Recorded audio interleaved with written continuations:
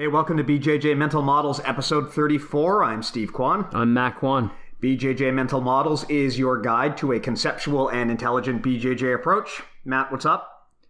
Not too much. Just trained in the morning and went to laser tag after for a friend's birthday. And haven't done that since I was 12. Laser tag is one of the best ways to supplement your jiu-jitsu training. It's very relevant, a lot of similar motions.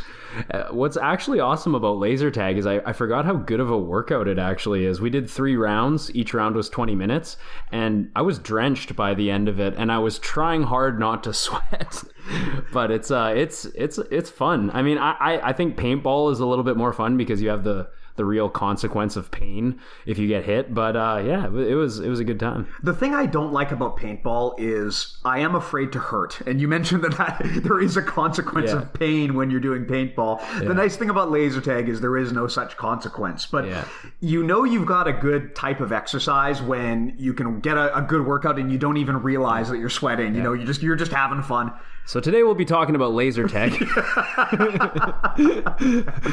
This is the world's only jiu-jitsu / laser tag podcast.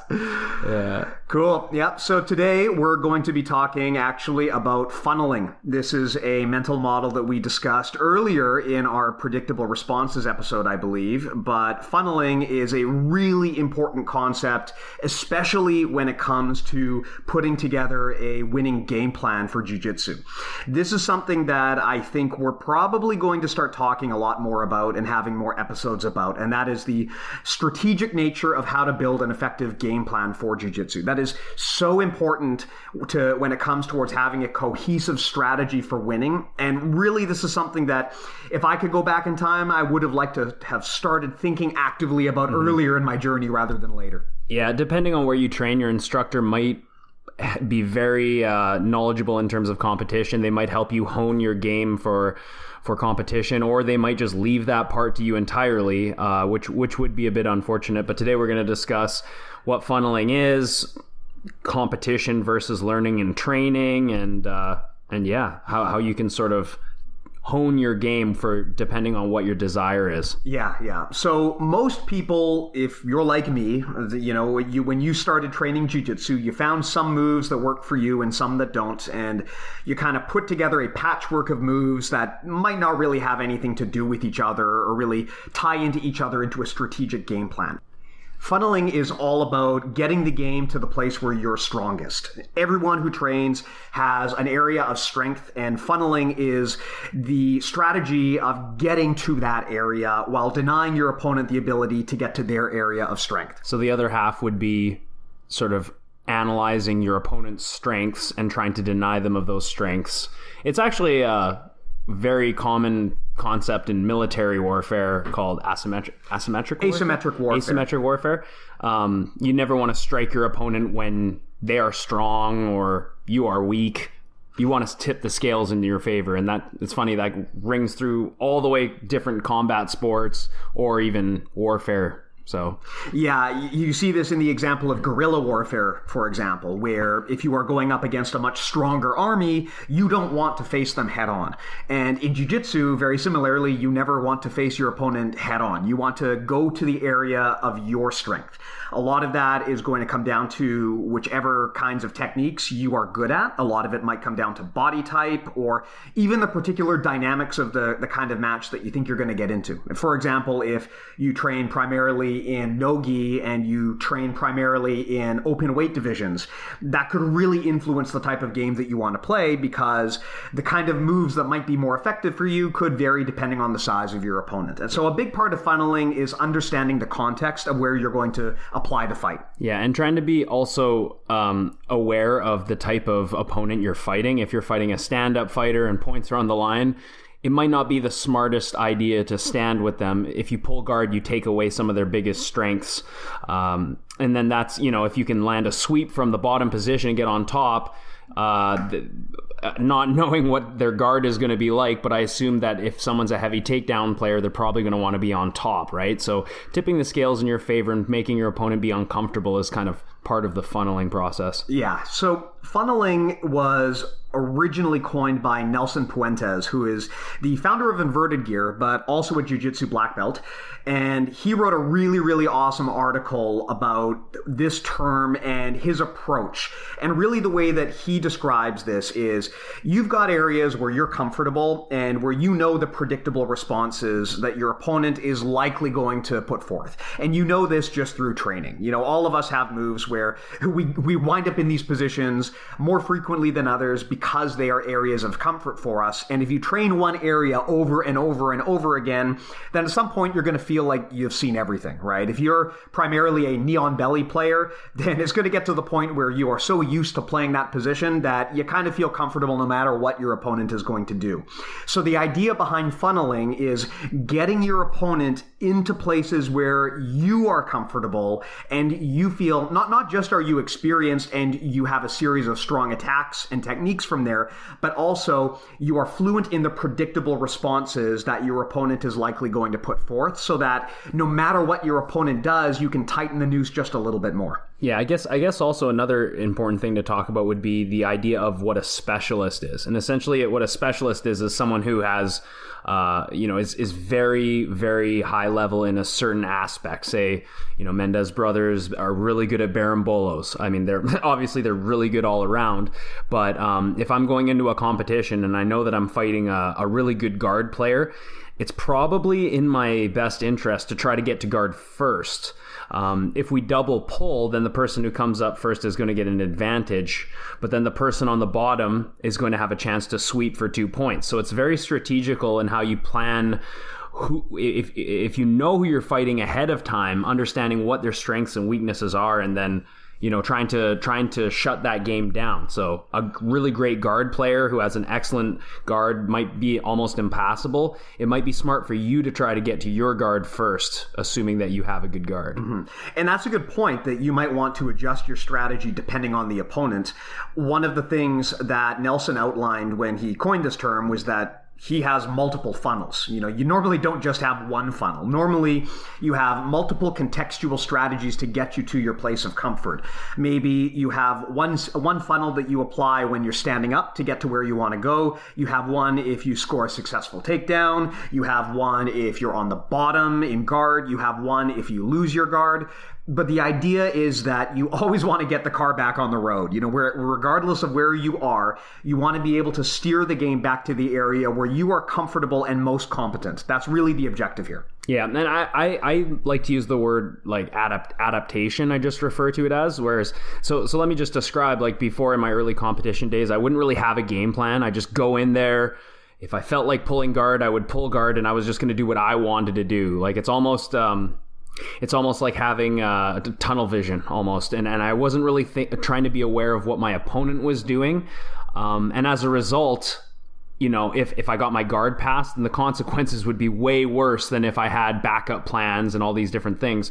Whereas now when I try to go in a competition, I don't pull guard right away. I try and assess what my opponent's doing, because I've paid for it so many times where I pull guard on someone who's an excellent passer. And then you're like, oh man, maybe I should have cooked you on the feet a little bit before I pull guard. So trying to understand your opponent's body language and sort of assess how they're going to take the fight to you is really important. And it takes mindfulness to be able to do that, to be able to step back and say, okay, this is how this guy's going to play this fight, because every fight's different. You can practice pulling guard and getting to your position every time, but that doesn't mean that that's always going to be the best answer for that opponent, right? Yeah. So being able to adapt in the moment and make tweaks to your game plan and just have, like you said, Steve, multiple funnels to sort of fall back on is a really important piece to competition. Yeah, what you don't want to do is have one strategy and cling to that strategy no matter how much it's not working. Yeah. You shared that post with me from John Danaher about myopia, which I think was a great way to describe this. I've always referred to this as tunnel vision, like you did, or like having blinders on, where you've got one thing in mind and you are stubbornly sticking to that plan even when it's clearly not working. Yeah. I think everyone can relate to this, and probably the most common situation is when you think you see a submission and you're just going for it and you clearly don't have it, but like a monkey with the hand in a cookie jar, you just can't bring yourself to let it go. Yeah. To your point, that does require a degree of mindfulness, because you need to understand at what point clinging on to what's not working is going to eventually wind up hurting you. And that's why you often need to have multiple funnels. You need to have multiple strategies for depending on what kind of energy your opponent is giving to you. Yeah, like that old song, knowing when to hold 'em, when to fold 'em. We were just practicing leg locks today at the school, and understanding when a leg lock attempt has gone south and when you need to, as the leg locker, if your opponent builds base and starts to begin the process of clearing their knee, you can't keep holding on to that leg lock. Just like if you were to go for an arm bar and your opponent's building their alignment back, if you keep going for that arm bar, you're going to get your guard passed. Similar to leg locks, if you keep holding on to leg locks, you're going to leave yourself exposed. Your opponent's going to possibly spin out and take your back or do something else. So it's really important to know, okay, when is this move worth sacrificing now and going and moving on to something else? That's kind of, that shows a lot of maturity for a grappler to be able to burn the dead wood and be able to move on just to salvage the situation and get back on track.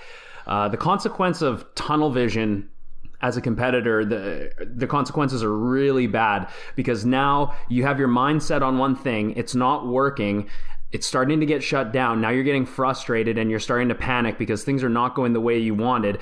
You get your guard passed, all of a sudden everything is really bad, and now on the fly, during all this panic and all this craziness, you have to now come up with a brand new game plan just to get back and start again. And once you do get back to a guard or whatever, you know you're down points. It's just not the place you want to be. You want to be able to, just like in chess, you want to be able to set yourself up several moves ahead. And this is kind of like where building a game plan for competition is so important, rather than, and by game plan, I don't mean like I'm going to go in there, pull guard, sweep, get on top, pass, because in a perfect world, that's what you would do. But to be able to have backup plans for, if my opponent starts blitzing me and I have to maintain my guard. If my opponent, pulls guard on me, I have to now be willing to play the top position and fight from there and work my passing, not just being on the bottom. So it's important to have like two sides of the spectrum. And when you watch guys like the Mendez bros, you can see that they have multiple funnels. They're excellent winning from the standing position. They're obviously excellent in the guard position, Barambolos, all these different things. So like understanding and basically trying to well-round your game so you're good everywhere, I think is kind of the definition of being a complete grappler. Yeah, it's interesting that you bring that up, because that's the same strategy that you want to use in almost any type of planning anywhere in the world, right? If anyone has ever had experience with public speaking or preparing a speech, then you probably know that the worst thing you can do is write out a speech and try to memorize it word by word. Because eventually something's going to happen. You're going to forget something, or you're going to stumble over your words, or something's going to distract you and you're going to fall off your game. And if you're following a script word for word and you get taken off that script, you don't really have a clear path to getting back on it. That's where you see a lot of public speakers just kind of fall apart. And any type of planning works that way. That's why funneling is a very, very good approach to creating a game plan. Rather than trying to set up exactly what's going to happen and, having trying to memorize every single step, that's not really a good approach, because you can't control what your opponent's going to do. The better thing to do is set up a series of high-level strategies and have ideas of how to get things onto the track that you want. And that's why you want to have multiple little funnels all over the place. You want to have a funnel for what to do when you're standing. You want to have a funnel for what to do when you're playing guard. You want to have a funnel for what to do when you're on top. Really, you don't need to know every single individual step, but you've got to have a way from any position and any situation to get back onto the track that you want to be on. That's really what funneling is all about. Yeah, and when you're talking about not needing to know every single move or everything, that's where, for me, the concepts of alignment and all that stuff and lever fighting, that kind of really fills the gaps in, because now instead of thinking about how am I going to do my favorite moves or whatever, or what, I'm on top, God, what technique am I going to use? I just think about fighting levers. I think about creating wedges and isolating limbs on my opponent. So a lot of the time, simplicity is a lot more effective than as many details as possible. Yeah, generally speaking, the more details that are baked into your plan, the harder that plan is going to be able to adapt when things go in a direction you don't expect.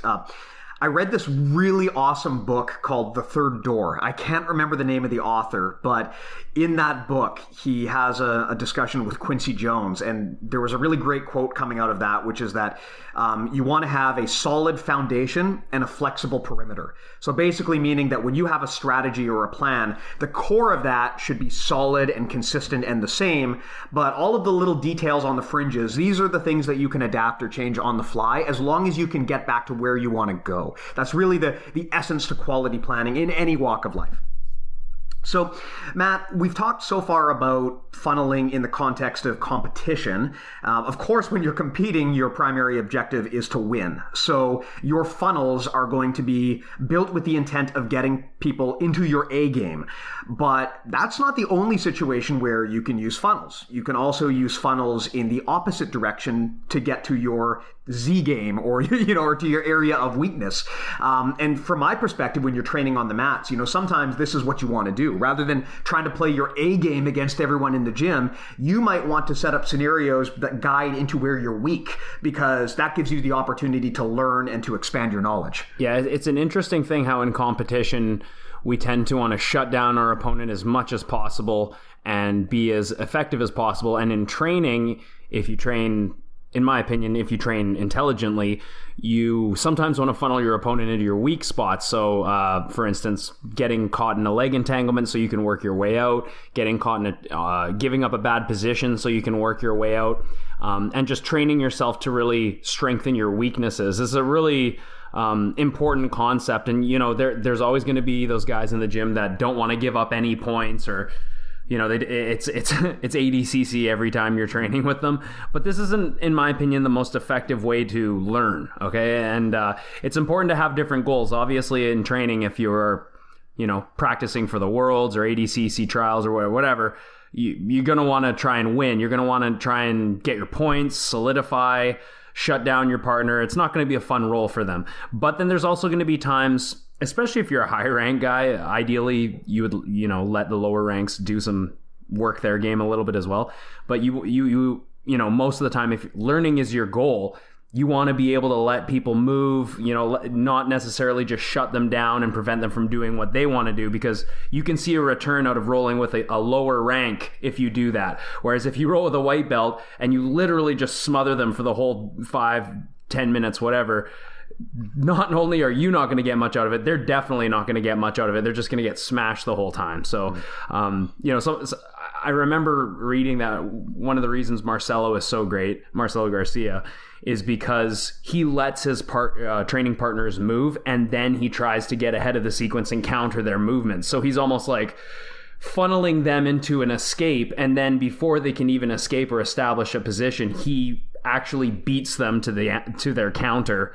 And that's kind of, I think, really good jiu-jitsu, to be able to predict and funnel and then cut the person off before they're even able to get their safety zone back. Yeah, and what you're talking about there is very much an example of where he has studied the predictable responses to these moves, so he's able to guide them down his funnel. He's an expert in these areas, so he knows what they're likely to do next, and he's ready to move immediately on those actions. Much like we talked about in the predictable responses episode, if you know what your opponent is likely to do, then you don't have to wait for your brain to catch up with your body. You can just move, and that gives you a speed and a reaction time advantage over an otherwise very capable opponent. On that topic, though, this ties into something we've brought up earlier, which is that when you're training, sometimes it's good to either intentionally go where you're weak or to remove the techniques from your game that are part of your A game so that you're forced to focus on the things that are not that strong. Funneling is a really good way to do that when your focus is on training and learning. An example I can give is I found at one point that most of the time when I was getting tapped out, it was people grabbing grabbing onto my back and getting a rear naked choke. So what I did was I set up a whole bunch of funnels to get to turtle and to get to the position where my opponent could take my back, and then work out of that and come up on top. And after a while, it got to the point where I was so comfortable in that position that it became extremely hard for people to actually take my back and choke me from there. And that all came about simply because I intentionally built funnels into that area of the game. So now, granted, this is not a wise thing to do if you're trying to actually win, but when you're on the mats with your training partners and you're trying to learn, this is a really good way to actually expand upon the areas where you might be weakest. Yeah, I actually just last week rolled with Dom Bell, who was up here for a seminar, and I got an invite to a special training session. For those who don't know, Dom Bell is, I believe he's heavyweight, and he's a black belt under Andre Galvao, and I think he won Nogi Worlds as well, and really decorated, fantastic grappler. And like, when I go train with him, do you think I'm going to try and give him my weaknesses? Like, I know that if he gets in a good position, and he was actually really great to roll with, like he wasn't trying to kill me or anything, but I knew that if I give him anything, the consequence of losing a bad position against someone so good, the rest of the round is probably going to be straight misery for me. So I really, tried to give him my A game. I tried to not get my guard passed, and I tried to not get swept as long as possible, right? And depending on what your goals are, depending on who you're rolling with, what rank you're rolling with, if I'm going to visit another school, if I go to the States and I want to train, I'm probably going to try pretty hard. I don't want to make a fool of myself. But if I'm rolling with my white belts or someone who is at a lower level than me, I'm going to give them more to play with. So that it's a learning experience for them, but also I get something out of it too. I get to practice how to escape certain positions.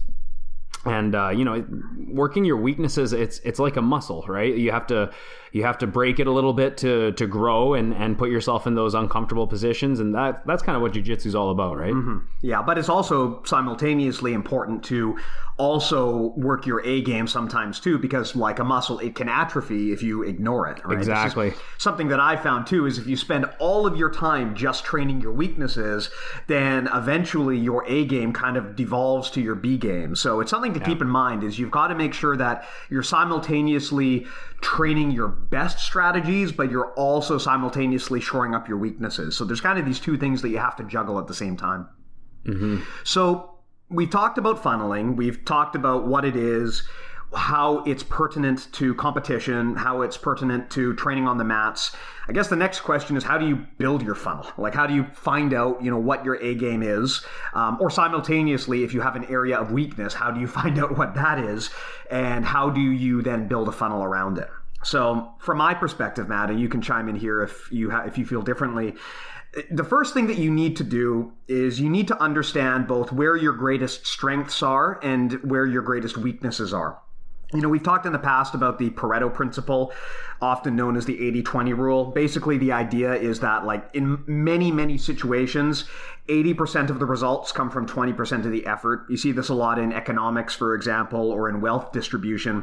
But it also tends to apply when people are analyzing their own games. For most of the people out there who are listening to this, I am going to guess that if you actually took out a pen and paper and tallied up every single time you got a submission on the mats, for example, you would probably find that there's a pretty tight distribution there where most of your successes are coming from the same moves. I'm going to guess for most of you, if you were to write down the last 10 submissions you had, they probably weren't 10 different moves. It was probably you got the same thing somewhere between 5 to 8 times, and then there was a bunch of other stuff that you got one-offs here and there. And for most of us, that's going to be the case. We all have things that we're good at or that we specialize in.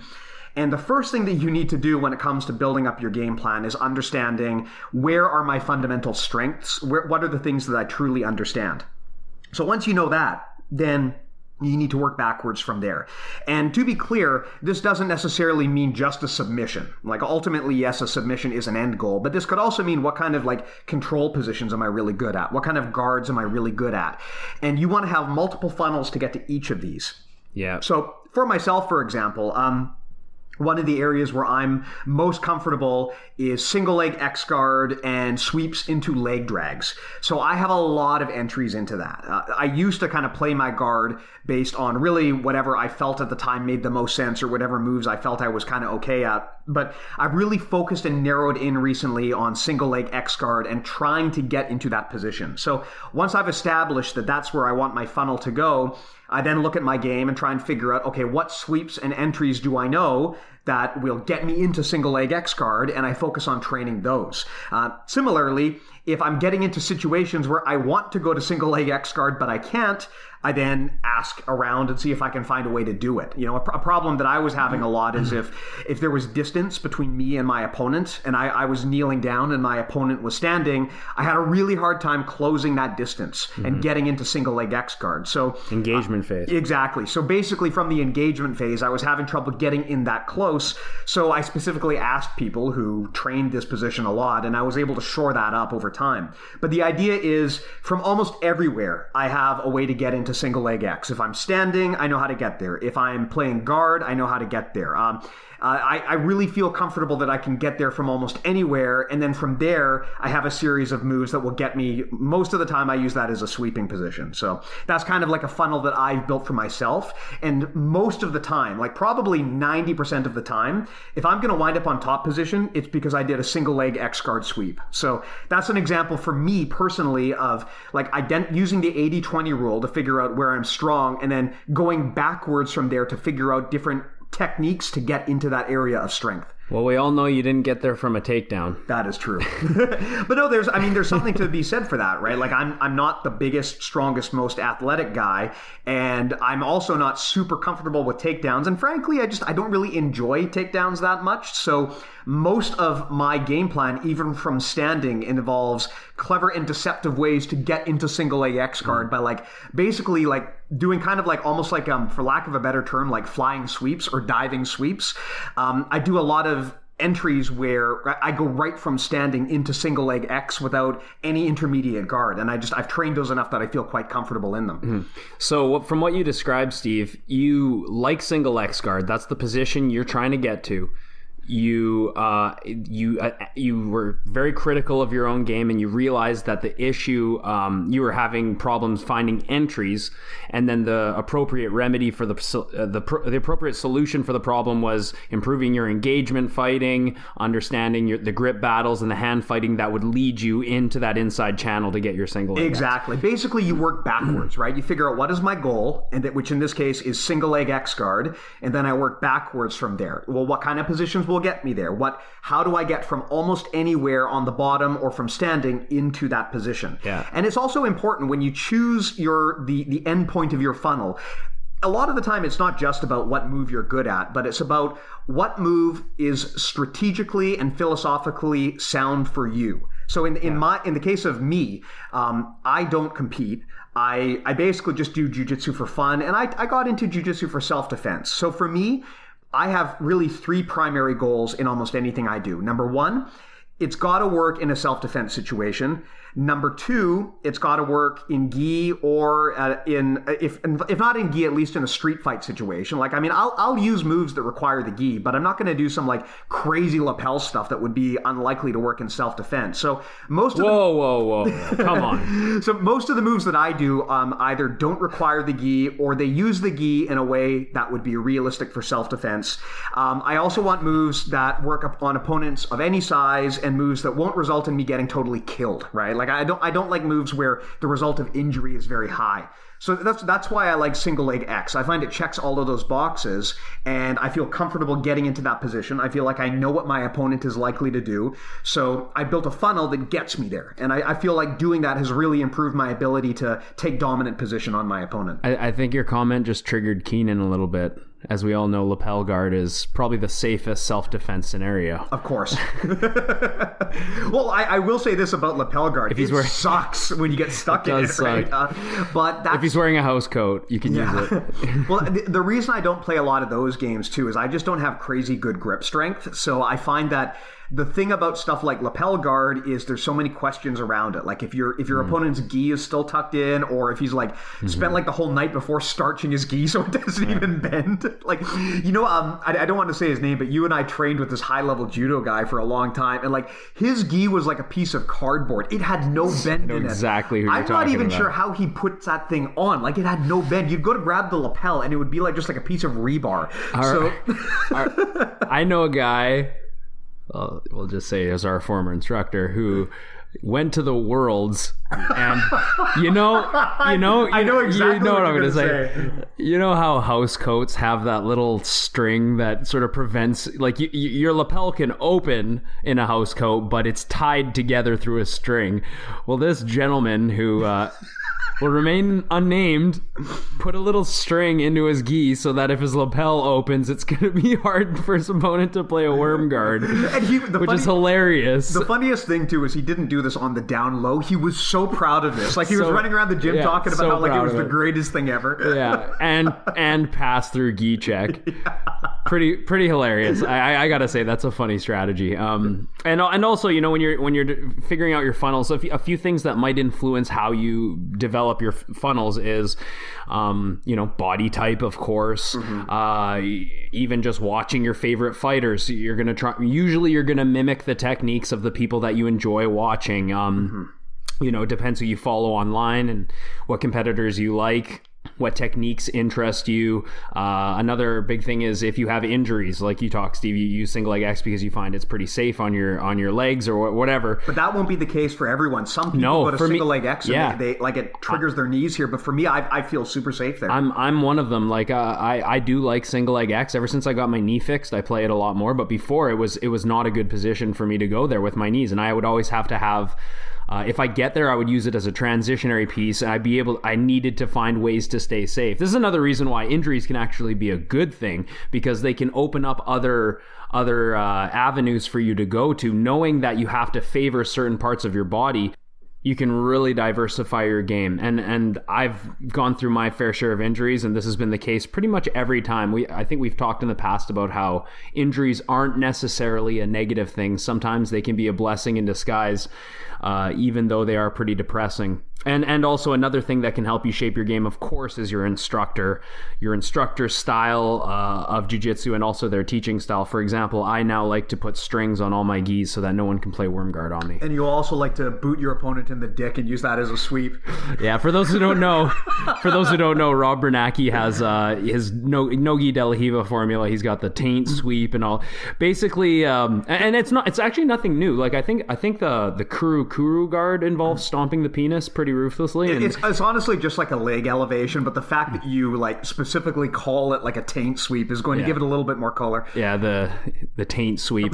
The taint being that moment between the testicles and the butthole. That's like the Rob Bernacki experience. You first start watching this guy's stuff and training with him, and for the first week you're like, this is a really interesting way of thinking about this stuff. And then after the first month, you're thinking, I'm doing all of these barimbolos and I'm doing all of these leg locks, and this is awesome. And then after like day 100, you're like, okay, how can I kick the guy in the dick? How do I get this? Like, that's your funnel. Your funnel is like the guy's taint. That's where it all ends. It's actually such an effective way to sweep the guy, because there's no way he can resist a swift foot in the taint, especially if you have both levers. It's basically a guaranteed sweep, and there's nothing in the rules against it. So I think we've talked about this too. It's like it reminds me of pro wrestling, where it's like it's illegal to strike your opponent in the groin, but there's nothing saying you cannot lift your opponent up and drop them groin first onto your knee. So there are like pro wrestling moves where guys will do that, and it's like, oh, this is legal because I didn't kick him in the groin. His groin fell on me. And that's basically what all of these moves are. Like, you're not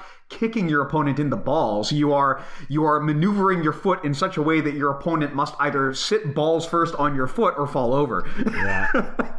Always target the genitals if you can, You're basically like a gas pedal right to the junk. I've basically forgotten at this point what this episode was about.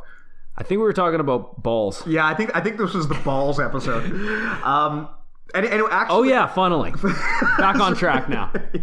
Yeah. So anyway, Matt, what were we talking about? How did we get to this? When we were talking about, hey, we're talking about what influences your funnels. That's right. Yeah, and what your instructor does will influence. Yeah. Probably in most cases, it will greatly influence where your game goes. Although I found personally, once I got closer to black belt, I started looking elsewhere and thinking more critically about what worked for me, and kind of moving away from the stuff that my instructor did and really carving out a niche of my own. And that's an important thing to understand too. Important. Yeah, the thing is, when you create these funnels, they're going to change over time. I've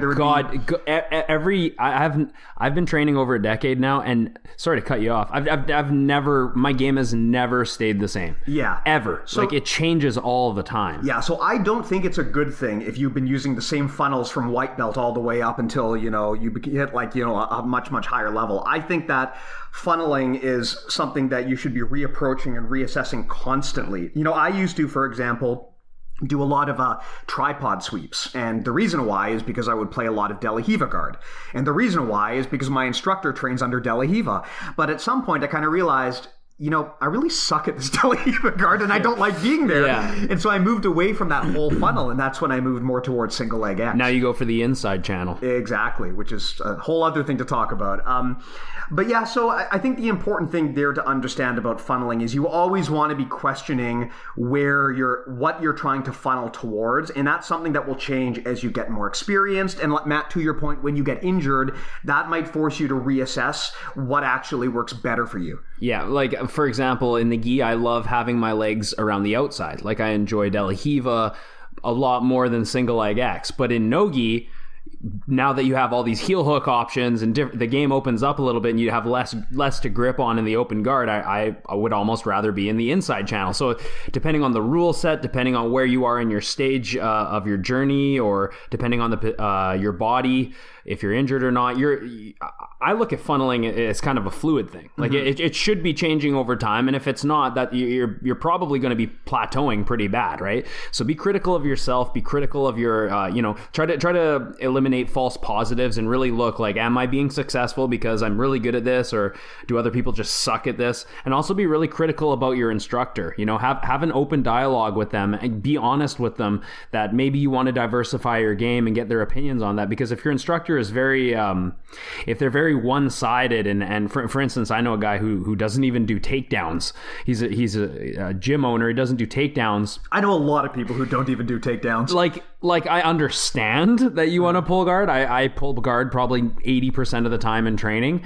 But that's not the best way to teach people, because people might want to learn takedowns. They might want to be a top player. They might want to know more self-defense oriented grappling techniques. So it's like, you do need to think about your instructor's strengths and weaknesses as well to have a more well-rounded picture, and that starts with critical thinking. Yeah, everyone is going to come into life with their own series of biases, even your instructor. Like, don't look at a black belt and think that just because they're a black belt, they must be some like wise old master who has no biases. Like, a lot of the time, people who are experienced have the worst biases because they're entrenched in their thinking. And people do that all the time. Like, now that I'm a gym owner, I realize, like, there are people that, first of all, I get way more respect as a gym owner than as a chef.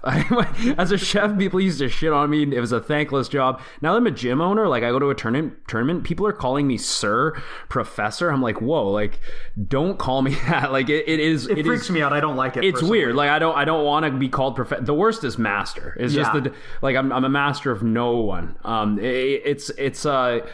Like you need to understand that if you're a white belt, or maybe you're new to jiu-jitsu and you're kind of in awe because your instructor knows so much about jiu-jitsu, take a step back and just realize that they are a person, and that they do need to also apply critical thinking to their style, and that maybe they can't teach you everything.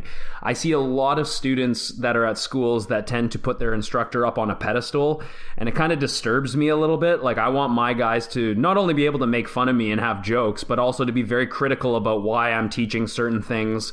Why do I do something a certain way, and not just do it because I'm telling them to do it. I almost It's almost like that concept in the military, decentralized command, where you allow people to make their own decisions based upon what's best for their current situation, rather than just following orders. Like you're gonna do this technique because I'm your instructor and I'm telling you to do it. It's not the best way to absorb information. That's not the best way to build your funnels. Yeah. The thing is, ultimately, at the end of the day, your instructor is a different person than you, and that you might love your instructor, you might have a great relationship with them, but ultimately you're not the same person. You might not have the same body type, the same physical attributes, the same goals, the same age, the same strategies. So just because you like your instructor doesn't mean you have to do things exactly the same way as they do. And I think a common mistake that people make is, like you said, Matt, they feel like they have to do things because their instructor does them, and they put the black belt on the pedestal and they just kind of follow blindly. But the funnels that you build do not have to map one-to-one to whatever your instructor is doing. You ultimately want to do things because they make sense for your game and your goals and your body type and your attributes, not because they are the things that your instructor is most comfortable in. Now, maybe you'll get lucky and your strengths will be exactly the same as your instructor's, but honestly, that's probably the exception more than the rule. Mm-hmm. And you tend to see certain schools have the same sort of games. Like when I talked to Dominic Bell, he was like, yeah, at Atos, we all pretty much play the same thing. We all play single leg X. We all have the same sort of style. And that's kind of natural. Like a lot of the time, the culture of the school will be very similar, but you're definitely going to get guys that are, they play all different types of games and variations. So I think it's important to have those differences. And to also, if you are building your games and you're not quite sure about like what your funnels are, just have an open mind, be flexible, and understand that it's going to change over time. Things are going to change in your life, your body, your approach. You're going to see a new technique that really blows your mind, and you want to try that for a while. Or maybe you go into a tournament, you try and do certain techniques and they're not successful, so you go back to the drawing board, right? So there's, just keeping it fluid and keeping it flexible and keeping your mind, always having that beginner's mind is a really important thing. Fantastic. Anything else we want to talk about on that topic, Matt? Maybe some more taints. Yeah. And laser tag, obviously. We should release like a whole guidebook on like funneling to the taint, like taint-based funneling, laser tag-based funneling. Get to the taint. Like no matter what you're doing, whether it's a takedown or a sweep, it's like it all needs to be taint-based. Monkey snatches the peach. I will say this about laser tag. Kids are so easy to get points on, not only because they're small, but because they're slow and stupid, but also because doesn't matter if you're 250 pounds or 80 pounds, the vest is the same size, so it's the same size target. Yeah. So. And you know what else is the same size target on everyone? They're taint. Exactly. Oh God, it's actually not true, and I don't want to say more than this because we're talking about children. But the one thing about the taint is it is a great equalizer. It is an effective target on everybody. It's like that is the one. It is an equalizer, and it doesn't discriminate between gender as well. Okay, we're going to get into trouble. Let's wrap this up. Okay, so recapping this episode in terms of the mental models that we talked about funneling as popularized by Nelson Puentes from Inverted Gear. Basically, this is the notion that you want to build game plans that take away your opponent's options and force them into your areas of strength and comfort, where you know what your opponent is going to do, you're comfortable, you have a lot of options, and your opponent does not have many. If you have not read his article on this, I highly recommend just Googling Inverted Gear funneling, and you will find the article. Yes, Matt? I love that upside down panda.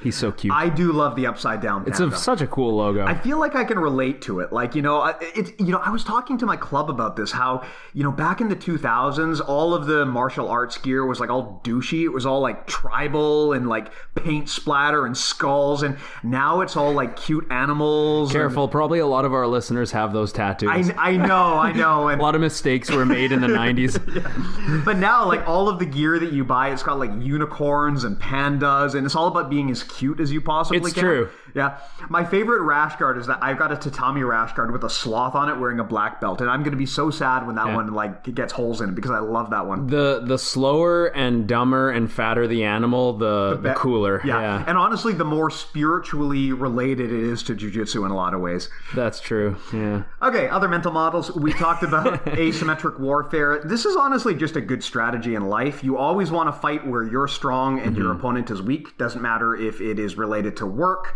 or jiu-jitsu or whatever. That's always a good way to play.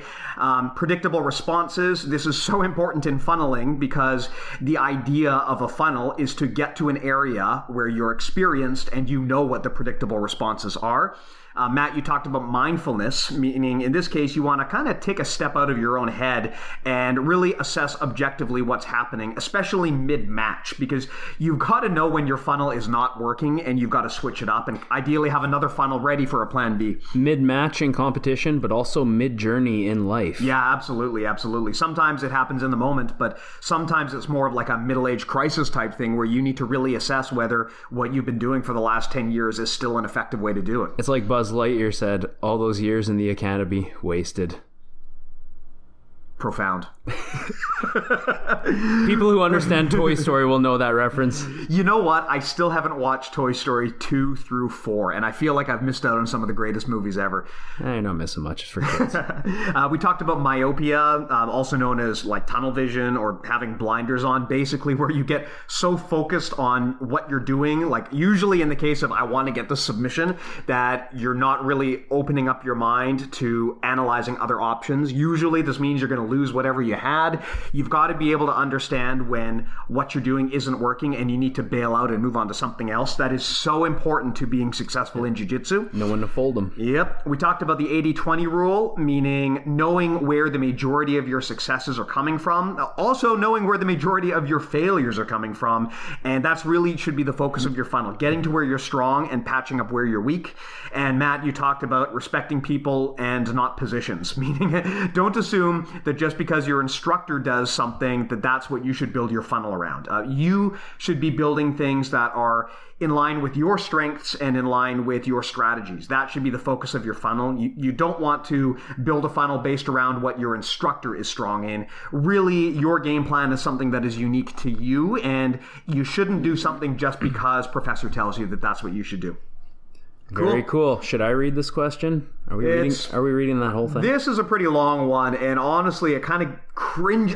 Okay, so when we received this message, honestly, it kind of made me cringe because I could almost feel the pain through the words. That's sad. Basically, we got a message saying, I've been training jiu-jitsu for about 8 years, had a lot of injuries, but I had a pretty bad one last week. Basically, the gist of it is that something went wrong. There was a twist to the neck, numbness in the right hand, which is never a good thing. As soon as someone says numbness in their arm, that is a very, very bad thing. But basically, the long and the short of it is this person got a pinched nerve in their C6, and really what they want to know is what to do next. Obviously, they want to get back to training, but when you have like disc injuries or pinched nerves, this is a pretty severe thing. So basically, we've been reached out to and asked, how can you, what can you do in a situation like this? How do you get back to training? My general advice is there are some injuries you just do not want to train through. One of them is neck injuries. If you have a disc injury or if you have a pinched nerve, that's one of those injuries where you just don't want to train through it. No. There are also different types of back or knee injuries where I feel if you try to train through them, not only are you going to make it worse for your training, but you're going to make it worse for the rest of your life. Like if you get, for example, an elbow injury or possibly a wrist injury or an ankle injury, these are things where if you are strategic and you trust your training partner and you take it light, you can maybe adapt your game plan and come up with some things that you can do to keep on the mats. I wouldn't necessarily recommend full sparring, but even without full sparring, maybe you can do some movement drills. Yeah. That said, if you have a pinched nerve or a disc injury, don't play that game. Like, you need to make sure that you're working with professionals to rehab, and if it's going to take time, you need to let it take time. These are not the types of injuries that you want to try to power through because the risk is too great. You could wind up not just shortening your jiu-jitsu career, but you could wind up shortening your life or dramatically reducing your future success if you try to power through a vertebrae injury. So my suggestion is, this is not something I feel particularly qualified to give good advice on, except for go see a specialist and make sure that you do what they tell you. Don't try to be a hero in this case. Take the time to heal properly. Yeah, this is actually a letter from a woman. Her name is... No, don't read the name. I don't know if we have consent to read the name. It's a first name. I still wouldn't do it. Okay. Well, anyways, so she said, of course, what Steve said, she got this pain in her neck, and that in the back in the day, she would just take ibuprofen. First of all, I really try to avoid taking ibuprofen. The only time I take ibuprofen usually is if I have pain that is preventing me from getting out of bed. For instance, after I got my knee fixed, I took ibuprofen for one day. I don't like taking ibuprofen. I think it's bad for your digestive system, and it also just trying to numb the pains of training. Regular training is not a good habit to get into. Obviously, like a neck injury that's preventing you from doing things in life, I would, painkillers are reasonher, but just using that as a band-aid for issues just in general, I'm very much against. Another thing that this letter says is how her remedy is basically going to a chiropractor, and I'm not sold on chiropractors. I know several people who tell me that seeing a chiropractor has changed their life and allowed them to do things like walk properly and things like that. I prefer to look at injuries in a holistic approach. So if I was going to go see a chiropractor for something, I would also make sure that I'm not just doing chiropractor work, because just getting an adjustment every few days or every few weeks is not going to fix you. It's just not. You have to put in the work. You have to go to physio, right? Usually physio will work wonders, and even things, I think it's called IMS, like needling, things like that, works for people as well, because it releases, for me, I have a neck issue, not so much with my discs, luckily, but from muscle tightness and spasms and stuff. So I find that actually really helped me release my neck. Also things like RMT, get a massage therapist, not the kind that are just going to like relax you, but the kind that are actually going to release muscles. Yeah. If your massage therapist, it hurts, but it works. Yeah. If your massage therapist is like pulling out like crystals and incense, that's not the right type of massage therapist. Yeah. And like I said, physio, proper stretching, like Steve said, seeing a specialist is really important.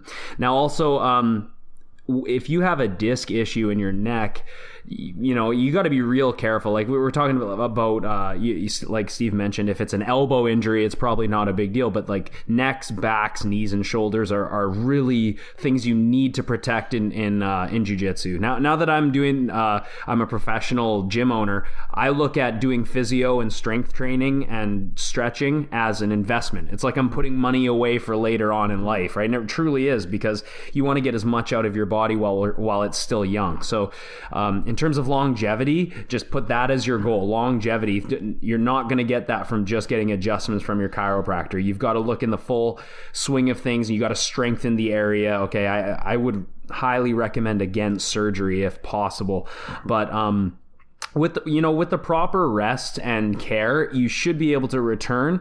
That doesn't mean you're going to be able to wrestle hard. It doesn't mean you're going to be able to like go upside down, and you got to be careful with who you roll with. Obviously, you don't want to go with people there's nothing wrong with being selective about who you roll with. Mm-hmm. Like, I think that's a really important thing, especially if you're smaller, if you're injured, right? You don't want to go with a brand new white belt who has no idea how to hold their weight, or someone who's much bigger than you. Lastly, my recommendation, and I'm no doctor, this person says that they used ice on their neck. Usually neck injuries, if it's a muscle issue, I've been told to use heat, not ice. Interesting. I don't know if it's a disc issue, if I'd recommend ice or heat, but for me, using heat loosens up my neck. And I know that it's different if it's musculature or if it's a disc issue with a pinched nerve. Those are two very different things. But definitely think about rehab, physio, and also tracking. So sometimes ways you can do this, you can I've used a belt before to one of my instructor has the same, I don't know if it's the exact same thing, but had a pinched nerve and actually caused his arm to atrophy, and he lost a lot of muscle in one of his arms. One of the things that they recommend for such an injury is to actually gently pull the head away and create space within the vertebrae to allow the nerve to ease up, or get something like an inversion table, I've been told, will help such a thing. So, tracking and muscle release and physio and strengthening the area, as well as chiropractic work, would be my best recommendation. Yeah, there's some really good points there. I mean, again, just to reiterate, neither of us are doctors or physiotherapists. So I do find that, Matt, as you mentioned, a lot of the things that are considered to be like common knowledge as to what you should do in the case of an injury often turns out not to be true, or maybe it's only true in some contexts. I mean, as an example, you mentioned this person has mentioned putting ice on her neck. I actually don't know if that's the right thing to do or not. I used to use ice all the time like crazy, but the last time I had a knee injury, my physio told me, apparently if you use ice too long, it can actually cause problems, because like if you use ice for more than like 15 minutes, what he told me, he said like the magic time is like 10 to 15 minutes for icing. If you over ice something like for like 30 minutes, then actually it can like create ice crystals inside your body, which can inflame the area, and it might even make it worse. So a lot of the time, just because something is, tribal knowledge or considered, like something that everyone does, that doesn't mean it's actually a good idea.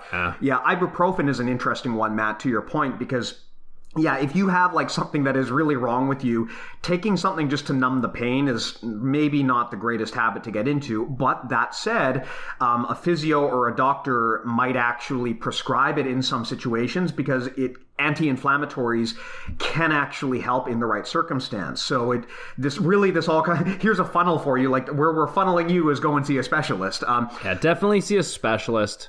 Don't just rely on a chiropractor to totally fix you. Yeah. If you want to use that to help you, that's great. But don't just think that that's going to be the answer. Yeah, the usual, any kind of like quick fix is not going to fix the problem. The actual fix is going to require doing physical rehabilitation. Yeah, it's going to take work. Yeah, and any solution that does not involve that is probably kind of snake oil. Like really, you need to have physical rehabilitation involved in the recovery process. As far as chiropractic goes, chiropractic is an odd one, because on one hand, there really isn't any like actual scientific evidence that it works. But on the other hand, Matt, as you mentioned, I know a lot of people who have just sworn up and down that it is life-changing. And I mean, is it a placebo for them? Possibly, but honestly, if it worked, does it matter? Like, the placebo effect is powerful. Sure. The thing about chiropractic is that I don't mean to offend anyone here, because I know that a lot of people love their chiropractor, and that's fine. It is a situation where there really isn't a lot of science behind it, but a lot of anecdotal testimony that I've heard is people say it's like changed their lives. Yeah. The thing to bear in mind about it, though, ultimately, is that it doesn't come with any proven benefit, but there is some degree of proven risk. Like, people have actually had like artery damage or even stroke from a bad chiropractic experience. It's rare, but it has happened. So I would just say do your research, and don't assume that just because everyone else says you should do something that it's the right thing to do. There's a lot of misinformation out there and a lot of tribal knowledge that isn't necessarily true. But the one thing I would definitely suggest you do is make sure you go see a doctor and go see physio. That's something that across the board for any bad injury, you want to make sure that you involve your doctor, you're an MD, an actual MD doctor, and you involve a physiotherapist. Absolutely. And if you are on the ibuprofen kick, might as well try CBD as well, because a lot of CBD products are coming out. And I actually have started using a CBD product for after training inflammation, and it actually does, whether or not maybe it's a placebo, maybe it's not, but I do notice a little bit of a difference. So, now that cannabis is becoming kind of a mainstream thing, it might not hurt to try. If you're running out of options, I think it's probably safer for your digestive system than overuse of ibuprofen. Actually, do you happen to know if CBD is legal in the States yet? Because we're Canadian, so of course up here it's fine, but in the States, I think it depends on which state you're in. But yeah, certain states I believe it is legal. if Nate Diaz can smoke it up during his open workout, then presumably it can't be that illegal. Yeah, times are changing. So, there's always that as well if you're thinking about anti-inflammatories. Anyway, hope that helps a lot. Again, we're not specialists, but I do hope that this has been helpful. And of course, to the rest of you, as always, any questions, comments, please do share. You can email us. You can catch us on Facebook. Go to our website. This is a show that we really much want to be a two-way dialogue. So we always look forward to having your questions and your suggestions for what we can do in future episodes. We also set up a cool mailing list. If you go to bjjmentalmodels.com/join, you can get spam from Matt in your inbox every once in a while, possibly from me. I'll try to make sure there's lots of cute animal pictures, maybe baby pictures, sometimes maybe relevant jiu-jitsu stuff, but I can't make any promises. Yeah, and last but not least, we've been thinking about maybe adding an intro. Yeah. Is there any musicians or DJs out there that want to make us an intro? Yeah, so this is a good point. Matt and I are both crap at music and quite lazy. So if there's anyone out there who has any idea how to make a cool intro, I mean, I'm fine not having one, but if someone out there wants to put together a really cool intro, as long as it's not some sort of old mystical, the old bamboo flute type stuff, as long as it's not that, and as long as it's not death metal, we'd be happy to consider it. So feel free to send us a bumper if anyone wants to get creative. Yeah, that would be great. Awesome. Well, I hope you guys enjoyed the show. Take care, guys. Bye-bye.